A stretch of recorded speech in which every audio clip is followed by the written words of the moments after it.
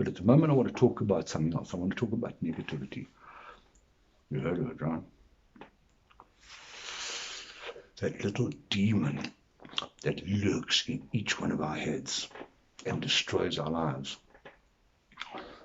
What is negativity? How do we become negative?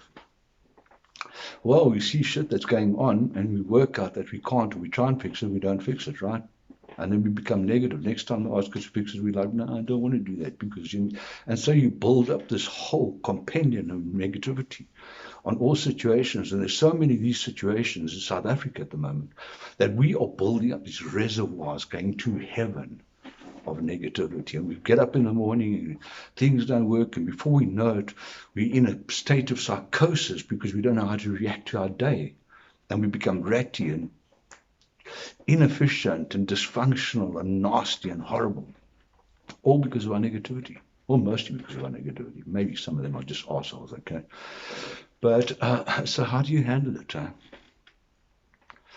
Well, I think negative or any kind of emotion, it's like an affirmation. Whatever you hold in your mind manifests. So if you hold positive affirmation, well, I'm going to have a lucky day today, and someone's going to give me flowers or something ridiculous.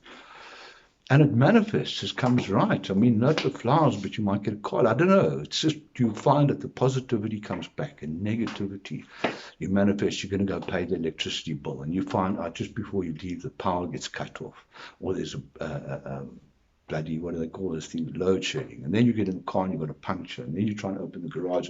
Everything goes wrong with the negativity. Picture, visualize the positive outcome of those things to start with, to solve them. Don't just run and jump like a chicken in a canary shop. Go think how you're going to solve them and use it in your mind. And then drive yourself through and visualize the solution you want, not the problems that could occur. But clearing your mind of negativity, how do we actually get rid of these thoughts that they're not all going crazy in our heads? Well, I think the important part is to turn it, not obviously to order them, putting some kind of scheduling in place. But there comes a time that you've got to clear them all. And how? And we've got baggage from the past and trauma from when we were young and all kinds of nonsense. All this stuff is lying like in a big warehouse, and it's not packed. It's just all on the floor, all this big piles of damage and emotional trauma and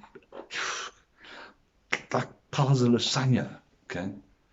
And we've got to sort this thing out. And what I do is I turn around sometimes when I want to relax and center myself again. I will think of my brain being like a dormitory of a school where I've got all the rooms on each side.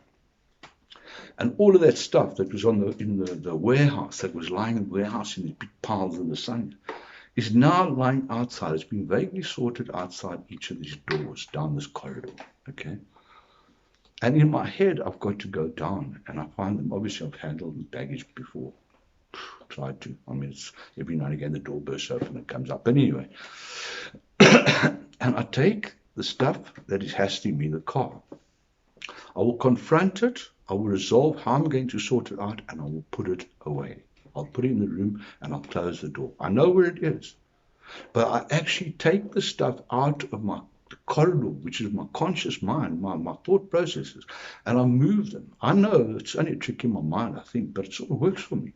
And I move them behind these doors, and they are now clear. They're out of my way, and I can focus on the things I have to do, which may be a couple of things still outside one or two doors if you want to push it that far, but I just know that I focus. I'm clear. I'm not coming back and thinking, oh, but I'm actually going to do this. I'm focusing on what I need to achieve and what I'm trying to do. And how do you actually start changing your behavior? Well, then what I try and do is I think of objectives, like in other words, I want to try and do something to change behavior. I think of a doorway, right? And that doorway is the gateway, the barrier, the border between how I used to behave and how I want to behave. And I don't say, well, I'm going to give up smoking, which I'm not saying anyway. I will turn around and say, once I cross that doorway I want to get fit. Once I cross that doorway, I'm no longer wanting to get fit in the future.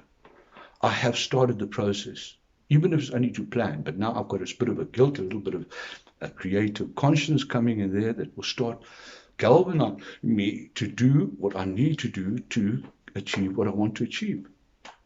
So I think it's organize your thoughts, think of a starting point, start working out benchmarks where you transition and your behaviors change, and try and concentrate on that and clearing your mind, clear the mind of the clutter. And clutter, there's so many of these lovely terms, aren't there? Clutter is all the cuck. It's all the shit that's filling your head, the mundane stuff that breaks and is a pain at the arse. That's clutter. Take that stuff and organize it. It's not mainstream. It's not the main focus, most of it. Get a thing and leave your brain open to start handling the things that really count. Have a lucky day. Ciao.